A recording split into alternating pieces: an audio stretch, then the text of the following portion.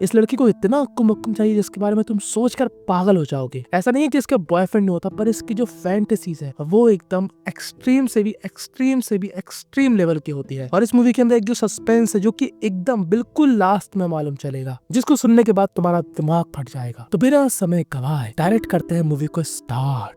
तो movie start होती है जहाँ पर हमको ये सीधी साधी लड़की दिखाई जाती है। इसका नाम होता है येल। इसके दरवाजे पर एक दस्तक होती है। ये मैडम जी जैसे ही दरवाजा खोलती है, यहाँ पर एक आदमी होता है जो येल से कहता है कि मेरी गाड़ी खराब हो गई है, मैं थोड़ी देर यहाँ पर वेट कर सकता हूँ, मेरा दोस्त आ रहा है दूसरी गाड़ी लेकर। तो येल कहती है हाँ आप आ सकते हैं। ये आदमी कहता है कि क्या आप मुझे एक गिलास पानी देंगे? तो येल कहती है हाँ। अब जैसे ही येल पानी लेने जाती है, ये आदमी पीछे से एक रस्सी लेकर येल का नाम सत्य कर देता है। इस आदमी को हम बुलाएंगे स्ट्रेंजर आदमी। अब यहाँ से सीन शिफ्ट होता है और हमको दिखाया जाता है ये आदमी, इसका नाम होता है कुमार। कुमार के पास एक कोरियर आता है। जैसे वो उस कोरियर को खोलता है, इसमें एक बुक होती है। वो इस बुक को साइड में रख देता है और अपनी इमेज चेक करने लगता है। अब ये पार्ट ध्यान में रखना, मैं तुमको ऐसे नहीं बता रहा फालतू में, ये आगे काम आएगा। तो कुमार होता है दरअसल एक पुलिस वाला। उसकी एक अच्छी खासी छोटी सी फैमिली है। तभी उसके पास एक फोन आता है जहाँ पर उसको मालूम चलता है कि एक जगह पर किसी का नाम सत्य हो चुका है। कुमार जैसे उस घर में जाता है, हमको क्या मालूम चलता है कि वही लड़की है जिसकी स्टोरी हमने शुरू में देखी थी, ईएल के केस को कुमार इन्वेस्टिगेट करेगा। यहाँ पर एक और महिला होती है जिसका नाम होता है जेनिफर न्यू है डिपार्टमेंट में। अब कुमार जो भी जानकारी यहाँ पर पूछता है, जेनिफर को सब कुछ पता है। जेनिफर कहती है कि ईएल का ना कोई क्लोज बेस्ट फ्रेंड है, ना ही कोई दुश्मन है, मैंने पूरी तरीके से उसका फोन चेक कर लिया। अब ईएल की इन्फॉर्मेशन सबसे पहले किसने दी थी? मिथुन ने। इसका नाम होता है मिथुन, इसने ही कॉल किया था पुलिस को। कुमार कहता है कि आपका क्या रिश्ता था इसके साथ? तो मिथुन कहता है कि मेरा ना इसके साथ अक्कुम बक्कुम वाला रिलेशन था। कुमार कहता है तुम इसके बॉयफ्रेंड हो? तो मिथुन कहता है कि मैं इसका कोई बॉयफ्रेंड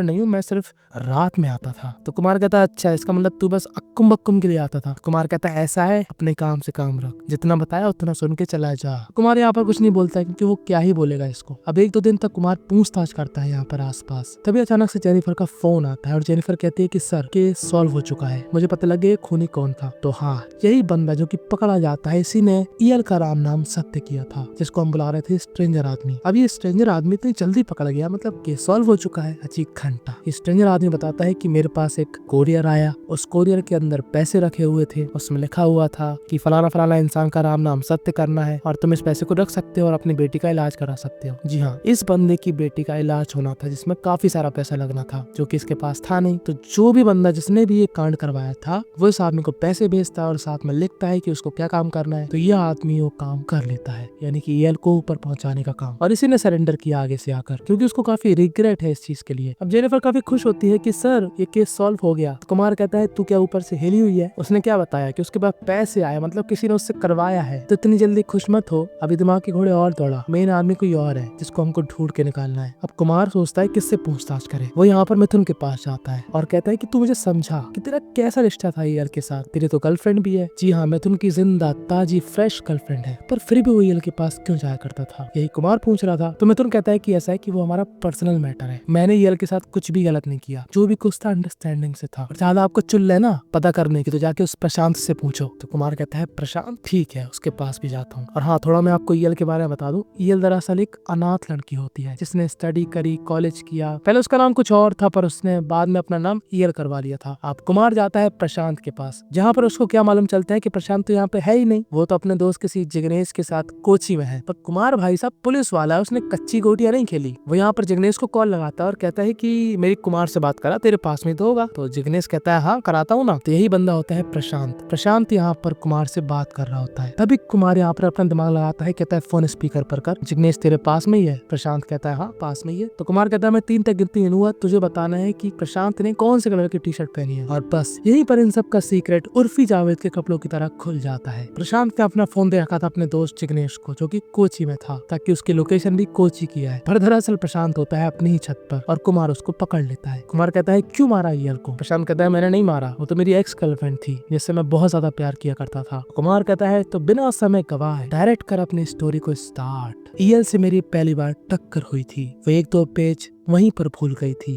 जिन पेजों को पढ़ने के बाद मुझको मालूम चला कि ईयल को लिखने का शौक है, वो बुक से लिखती है। मैं हपसी कुत्ते की तरह ईयल के आगे पीछे घूमने लगा और एक दिन मैंने हिम्मत करके ईयल को प्रपोज कर दिया, पर ईयल ने मेरे मुंह पर मेरे को मना कर दिया और मेरा दिल टूट गया, जैसे मानो मेरे दिल के अरमानों पे कोई कुत्ता मूत गया। खैर ईयल ने जब रिजेक्ट कर दिया प्रशांत को, तो प्रशांत ने उसको कभी भी परेशान नहीं किया, क्योंकि ईयल ने ये बोला था कि उसका ऑलरेडी एक बॉयफ्रेंड है और वो एक सीरियस रिलेशनशिप में है। अब कॉलेज वगैरह खत्म हो गया, सब लोग अपनी लाइफ में बिजी हो गए और ठुकरा के मेरा प्यार प्रशांत ने क्या जॉब करी, कोरियर बॉय की। एक दिन वो ऐसे ही कोई रैंडम कोरियर लेकर आता है, पर वो जिसके घर में आया था वो घर होता है ईयल का। ईयल उससे बातचीत करती है। ईयल को काफी अच्छा लगता है प्रशांत को देखकर, पर प्रशांत को वो बात अभी तक याद है कि इसने मेरे मुंह पर मना कर दिया था। ईयल कहती है मुझे इतना कुछ बताना है तुमको। दरअसल मैं कोई रिलेशनशिप में नहीं थी उस समय भी। वो तो तुम मुझको इरिटेट कर रहे थे, भूखे कुत्ते की तरह मुझे घूर रहे थे, लाल टपका रहे थे, फोन कर रहे थे, दिमाग की चाह मोद रहे थे, इसलिए मैंने तुमको ये सब बोला था। तो प्रशांत कहता है कोई बात नहीं, अगर तुमको कोई भी जरूरत हो तो तुम मुझे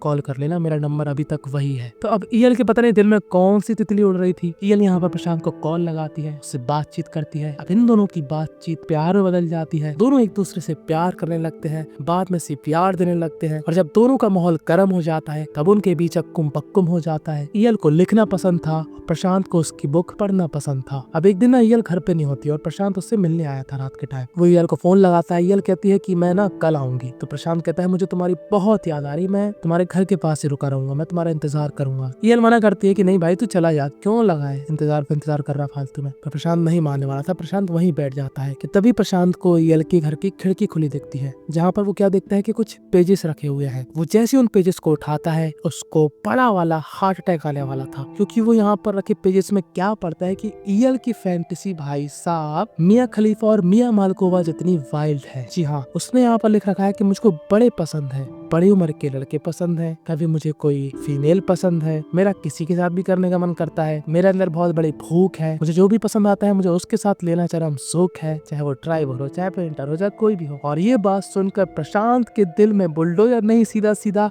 एरोप्लेन चल जाता है कि ससुरी मेरी वाली ऐसी क्यों निकली। मैं तो समझता था कि मेरी वाली काफी अलग है, साली इतनी अलग निकली। और आप लोग ये मत सोचो कि ये बुक्स के लिए लिखा है उसने, नहीं। प्रशांत को मालूम है कि ईयल वही लिखती है जो कि वो महसूस करती है या फिर वो जो करती है या वो करना चाहती है। अब यहाँ पर ईयल आती है और प्रशांत एकदम किर्राता हुआ ईयल के ऊपर चढ़ जाता है। मतलब सही में नहीं चढ़ जाता है, मतलब वो गुस्सा होने लगता है उस पे। कहता है ईयल हमको काहे को धोखा दियल, तुमको हमरा नहीं पसंद आवत थी का, तुम्हें काहे दूसरों के बांसों पे चढ़ना है, हमारे बांस में कोई कमी रह गई का। अरे कौन सी लैंग्वेज बोलना मैं। प्रशांत कहता है मैंने तेरे को दिल खोल कर प्यार किया और जो चरम सुख में तेरे साथ लिया करता था वो तूने खुल के सबको दिया। कुछ तो कदर करती कि मैंने तेरे से इतना सारा किया प्यार, मुझे क्या मालूम था कि तू एक नंबर की निकलेगी। छी।